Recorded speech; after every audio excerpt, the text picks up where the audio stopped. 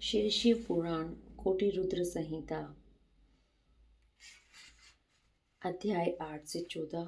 प्रथम ज्योतिर्लिंग सोमनाथ के प्रादुर्भाव की कथा और उसकी महिमा। तदंतर कपिला नगरी के कालेश्वर, रामेश्वर आदि की महिमा बताते हुए सूत जी ने समुद्र के तट पर स्थित गोकर्ण क्षेत्र के शिवलिंगों की महिमा का वर्णन किया।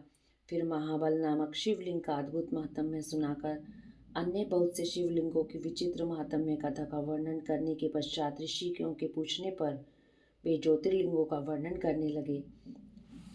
सूत जी बोले, ब्राह्मणों, मैंने सदगुरु से जो कुछ सुना है वह ज्योतिर्लिंगों का महात्म्य तथा उनके प्रकटे का प्रसंग अपनी बुद्धि के अनुसार संक्षेप से ही सुनाऊंगा। तुम सब लोग सुनो। मुने, ज्योतिर्लिंगों में सबसे पहले सोमनाथ का नाम आता है, अतः पहले उन्हीं के महात्म्य को सावधान होकर सुनो। मुनीश्वरों, महामना प्रजापति दक्ष ने अपनी अश्वनी आदि 27 कन्याओं का विवाह चंद्रमा के साथ किया था। चंद्रमा को स्वामी के रूप में पाकर वे दक्ष कन्याएं विशेष शोभा पाने लगी तथा चंद्रमा भी उन्हें पत्नी के रूप में पाकर निरंतर सुशोभित होने लगे। उन सब पत्नियों में भी जो रोहिणी नाम की पत्नी थी, एकमात्र वही चंद्रमा को जितनी प्रिय थी उतनी दूसरी कोई पत्नी कदापि नहीं हुई। इससे दूसरी स्त्रियों को बड़ा दुख हुआ। वे सब अपने पिता की शरण में गई। वहां जाकर उन्होंने जो भी दुख था उसे पिता को निवेदन किया।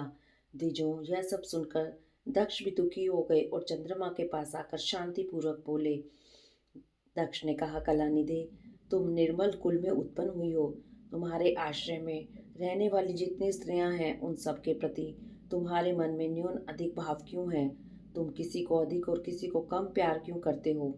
अब तक जो किया सो किया, अब आगे तुम फिर ऐसी विषमतापूर्ण बर्ताव नहीं करना चाहिए, क्योंकि वह नरक देने वाला बताया गया है। अपने दामाद चंद्रमा से स्वयं ऐसी प्रार्थना करके प्रजापति दक्ष घर को चले गए। उन्हें पूर्ण निश्चय हो गया कि अब फिर आगे ऐसा नहीं होगा, पर चंद्रमा ने प्रबल भावी से विवश होकर उसकी बात नहीं मानी। वे रोहिणी में इतने आसक्त हो गए कि दूसरी किसी पत्नी का कभी आदर नहीं करते थे। इस बात को सुनकर दक्ष दुखी हो फिर स्वयं आकर चंद्रमा को उत्तम नीति से समझाने तथा न्याय उचित बर्ताव के लिए प्रार्थना करने लगे।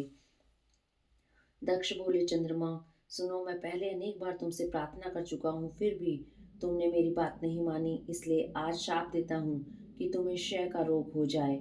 दक्ष के इतना कहते ही क्षण भर में चंद्रमा क्षय रोग से ग्रस्त हो गया। उनके क्षीण होते ही उस समय सब और महान हाहाकार मच गया। सब देवता और ऋषि कहने लगे कि चंद्रमा, हाय हाय, अब क्या करना चाहिए? चंद्रमा कैसे ठीक होंगे? इस प्रकार दुख में पड़कर वे सब लोग विहल हो गए। चंद्रमा ने इंद्र आदि सब देवताओं तथा ऋषियों को अपनी अवस्था सूचित की। तब इंद्र आदि देवता तथा वशिष्ठ आदि ऋषि ब्रह्मा जी की शरण में गए। उनकी बात सुनकर ब्रह्मा जी ने कहा, देवताओं, जो हुआ सो हुआ, अब वह निश्चय ही पलट नहीं सकता, अतः उसके निवारण के लिए मैं तुम्हें एक उत्तम उपाय बताता हूँ, तुम आदर पूर्वक सुनो। चंद्रमा देवताओं के साथ प्रभास नामक शुभ क्षेत्र में जाए और वहां मृत्युंजय मंत्र का विधि पूर्वक अनुष्ठान करते हुए भगवान शिव की आराधना करे। अपने सामने शिवलिंग की स्थापना करके वहां चंद्रमा नित्य तपस्या करे। इससे प्रसन्न होकर शिव उन्हें क्षय रहित कर देंगे। तब देवताओं तथा ऋषियों के कहने से ब्रह्मा जी की आज्ञा के अनुसार चंद्रमा ने वहां 6 महीने तक निरंतर तपस्या की। मृत्युंजय मंत्र से भगवान ऋषभध्वज का पूजन किया। 10 करोड़ मंत्र का जप और मृत्युंजय का ध्यान करते हुए चंद्रमा वहां स्थिर चित होकर लगातार खड़े रहे। उन्हें तपस्या करते देख भक्त वत्सल भगवान शंकर प्रसन्न हो उनके सामने प्रकट हो गए और अपने भक्त चंद्रमा से बोले, चंद्रदेव, तुम्हारा कल्याण हो। तुम्हारे मन में जो अभीष्ट हो वह वर मांगो, मैं प्रसन्न हूँ, तुम संपूर्ण उत्तम वर प्रदान करूंगा। चंद्रमा बोले, देवेश्वर, यदि आप प्रसन्न हैं तो मेरे लिए क्या असाध्य हो सकता है? तथापि प्रभु शंकर, आप मेरे शरीर के इस क्षय रोग का निवारण कीजिए। मुझसे जो अपराध बन गया है उसे क्षमा कीजिए। शिव जी ने कहा, चंद्रदेव, एक पक्ष में प्रतिदिन तुम्हारी कला क्षीण हो तथा दूसरे पक्ष में वह निरंतर बढ़ती रहे। तदंतर चंद्रमा ने भक्ति भाव से भगवान शंकर की स्तुति की। इससे पहले निराकार होते हुए भी भगवान शिव फिर साकार हो गए। देवताओं पर प्रसन्न हो उस क्षेत्र के महात्म्य को बढ़ाने तथा चंद्रमा के यश का विस्तार करने के लिए भगवान शंकर उन्हीं के नाम पर वहां सोमेश्वर कहलाए और सोमनाथ के नाम से तीनों लोकों में विख्यात हुए।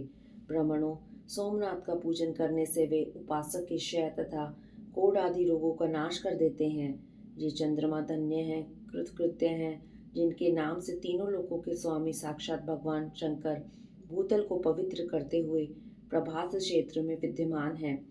वही संपूर्ण देवताओं ने सोमकुंड की भी स्थापना की है, जिसमें शिव और ब्रह्मा का सदा निवास माना जाता है। चंद्रकुंड इस भूतल पर पापनाशन तीर्थ के रूप में प्रसिद्ध है। जो मनुष्य उसमें स्नान करता है वह सब पापों से मुक्त हो जाता है। क्षय आदि जो असाध्य रोग होते हैं वे सब उस कुंड में 6 मास तक स्नान करने मात्र से नष्ट हो जाते हैं। मनुष्य जिस फल के उद्देश्य से इस उत्तम तीर्थ का सेवन करता है उस फल को सर्वदा प्राप्त कर लेता है, इसमें संशय नहीं है। चंद्रमा निरोग होकर अपना पुराना कार्य संभालने लगे। इस प्रकार मैंने सोमनाथ की उत्पत्ति का सारा प्रसंग सुना दिया। मुनीश्वरों, इस तरह सोमेश्वर लिंग का प्रादुर्भाव हुआ है। जो मनुष्य सोमनाथ के प्रादुर्भाव की इस कथा को सुनता अथवा दूसरों को सुनाता है वह संपूर्ण अभिष्ट को पाता है और सब पापों से मुक्त हो जाता है। इति श्री अध्याय 8 से लेकर 14 तक। हरिओम तत्सत।